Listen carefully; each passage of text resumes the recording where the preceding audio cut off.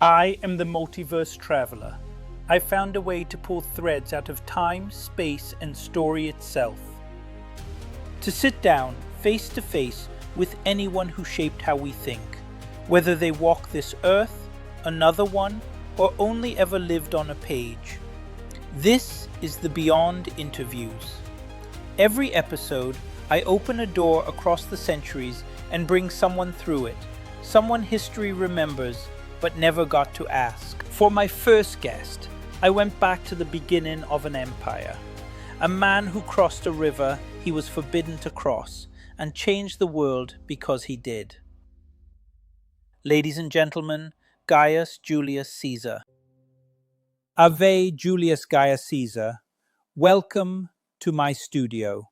It's 2026, and you know the story of your life on Earth. Are you willing to answer a few questions? Avet. Yes. I'm aware of the peculiar circumstance that I lived over 2,000 years ago, and that so much is now known about my life, my campaigns, and my end. I'm willing to answer. My conquest of Gaul, the Rubicon, my time with Cleopatra? What would you want to know? Let's start with your childhood. You were the son of a nobleman, right? A patrician, yes, but patrician more in name than in wealth. We claim descent from Venus herself, glorious on parchment, but glory doesn't pay debts. We lived in the suburb, not the fashionable district. Crowded, common. It gave me an education wealthier nobles never received. I knew the people of Rome. My father died when I was 15. Suddenly, I was responsible for my mother and sisters.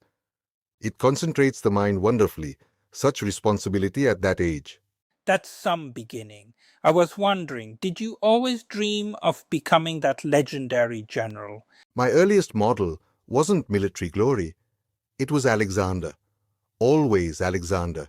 As a young quester in Spain, perhaps 30 years old, I saw a statue of him. I wept. My companions asked why, and I said, "Do you not think it is matter for sorrow that while Alexander, at my age, was already king of so many peoples, I have as yet achieved nothing remarkable? He had conquered the known world by 33. I was barely beginning. As a child, I dreamed of dignitas, of mattering. The military genius came later, through necessity. Gaul made me a general. Ambition made me seek Gaul." Right from the start, your standards were sky high. Who wants to emulate the greatest warrior in history at 30? Oh yes, mission. Impossible, you mean. And that was the point. Aim merely to be respectable, and you're forgotten before your funeral pyre goes cold. There were hundreds of respectable senators. Their names mean nothing now. I was also deep in debt from my earliest career. Crassus had to guarantee it before I could even leave for Spain. When you owe that much, mediocrity isn't an option. I crossed the Rubicon with 1 legion against the assembled might of Rome. I conquered Gaul. Perhaps the standards weren't too high. Perhaps everyone else's was simply too low. Gaul must have been the hardest of your campaigns, right? Not exactly, although it was 8 years. Brutal terrain, fierce tribes. Vercingetorix nearly had me at Gergovia. That was hubris on my part. But my legions were mine, loyal, and the Gauls could never unite until it was too late. The hardest campaign, truly, was the civil war against Pompey. In Gaul, I fought barbarians. Against Pompey, I fought Romans as disciplined as mine, and I was badly outnumbered. Pharsalus could have ended me. One mistake, and Rome's history changes entirely. But we prevailed. Quite paradoxical, I would say, as technically he was your son-in-law, isn't it? Yes, Julia, my only daughter.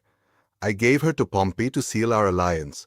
It was politics, but they loved each other, genuinely. When she died in childbirth, everything changed. Crassus died the year after at Carrhae. With Julia gone, what held Pompey and me together? Nothing but mutual suspicion. The Senate whispered in his ear that I'd return to make myself king. They made him choose, them or me. He chose them. Julia would have wept to see what became of us. That said, you must have been shocked when the Egyptians delivered his head on a platter. Shocked? No. Disgusted? Absolutely.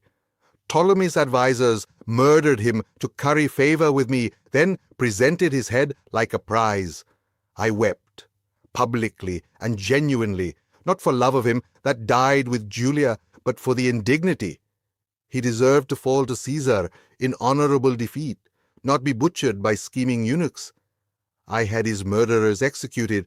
Then I got distracted by Cleopatra. Coming on to Cleopatra, did the first meeting with her happen as legend puts it, rolled in front of you, hidden in a rug? Everyone asks about the rug. Something like it happened. Her servant Apollodoros smuggled her into the palace, wrapped in bedding, to reach me past her brother's guards. She rolled out at my feet, not a trembling supplicant, but rose like a queen. She was 21. I was 52. She spoke 9 languages, understood philosophy and politics, and made her case with the wit of a rhetorician. By the next morning, I decided to support her claim to the throne. I am curious, did you fall under her spell right away, as they said? Spell suggests loss of reason. I was no besotted fool. But was I captivated? Yes. She looked at me and saw not a Roman general to manipulate, but an equal intellect. Most people want something simple from you. Cleopatra wanted partnership. We talked through that first night about philosophy, power, what Rome and Egypt together might become. Did I love her? I stayed in Egypt far longer than strategy dictated. I fought a war for her. I gave her a son. Make of that what you will. How about Calpurnia? My wife. Loyal, dignified, everything a Roman matron should be. And what did she receive in return? A husband always away, whose affairs were the gossip of Rome. The night before the Ides, she dreamt she was holding my corpse. She begged me not to go to the Senate. I dismissed it as superstition. She was right, of course. Wives often are. Did I love Calpurnia? I respected her, but Cleopatra was my equal, my partner in ambition. Calpurnia was my wife. Perhaps that makes me a poor husband, but I was an excellent Caesar. You still took Cleopatra and Caesarion to Rome. Did in 46 BC.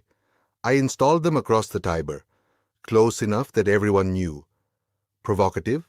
Absolutely. But Caesarion was my only living son, and I had no legitimate heir. Cleopatra represented something important too. Egypt's wealth allied with Rome's power. And I wanted her near me. I'd conquered most of the known world. Why hide what I'd won? But it made them hate me more. They were planning to crown me king before the Ides. But frankly speaking, did you want to become king? The question that got me killed.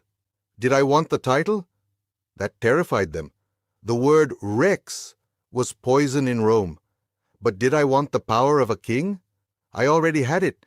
Dictator for life, command of the legions, control of the Senate. Rome was dying under the Republic. It needed one strong hand to remake it. Mark Antony offered me a crown at the Lupercalia. I refused it publicly 3 times. Maybe I was waiting for them to beg me to take it. Maybe I miscalculated how much fear I'd created. Were you surprised that Brutus was with them? Surprised? No. Devastated? Yes. I'd pardoned him after Pharsalus, promoted him, favored him. There were even rumors he was my son. When I saw him among the knives, I don't remember what I said. I remember his face, the resolve in it. He truly believed he was saving the Republic. 23 stab wounds, but his was the one that made me pull my toga over my face.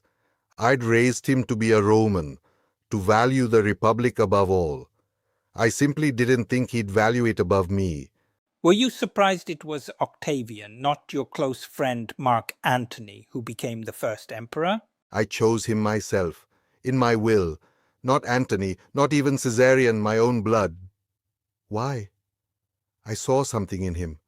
Cold calculation, patience, ruthlessness wrapped in respectability. Antony was fire, brilliant, charismatic, but he'd have burned through Rome's politics and destroyed himself, which he eventually did at Actium. Octavian was ice. He understood what I learned too late. Romans would accept a king if you never called yourself one. He became emperor without ever saying the word king. I taught him well, didn't I? Are you aware that the Roman Empire ruled for more than 400 years? 4 centuries, through good emperors, bad ones, mad ones. But the structure held, the legions, the roads, the law, the idea of Rome persisting across generations. It means I was right. The cost? The civil war, my own assassination, it was worth it. Rome survived not despite the end of the Republic, but because of it. Did Roman law, Roman culture shape your world even now? I think it did. What is your opinion of the state of the world today? The scale is staggering. Your Rome spans the entire globe instantly. Information travels at the speed of light, not a messenger on horseback. And yet the fundamentals haven't changed. Liberty versus security. The one versus the many. You still have your Senate struggles. You call them parliaments, congresses. The technology is godlike. But the hearts? Still human. Still capable of greatness and treachery, often in the same person. Maybe the internet or me asking you questions via a phone. A phone? You hold more knowledge than the Library of Alexandria in your palm, and you use it to summon a dead Roman dictator for conversation. In my time, information was power. I wrote my own commentaries partly to control my narrative. In your world, everyone knows everything instantly. How does one govern when secrets are nearly impossible? One more, a fun one. If Cleopatra's nose had been longer, would the world have been different? Pascal's line. Had it been shorter, the whole face of the earth would have been changed. A pretty conceit. But the Republic was already dying before I met her. Pompey and I were headed for conflict regardless.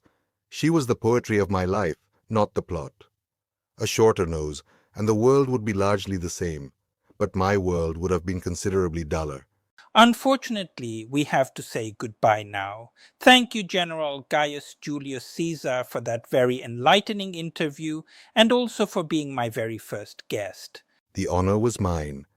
You've given me much to contemplate, that my gamble paid off, that my name is still known 2,000 years hence. An immortality more complete than I dared imagine when I stood before Alexander's statue and wept. Tell your age this from Caesar. Ambition without vision is mere vanity. Vision without courage is mere dreaming. But together they can reshape the world. Veil. Farewell. Thank you for watching the first of the Beyond interview series. I really hope you enjoyed it. My next guest is a precursor of modern science, a visionary, almost a prophet. His name was Nikola Tesla, and he will be in my studio. Stay tuned for the next episode.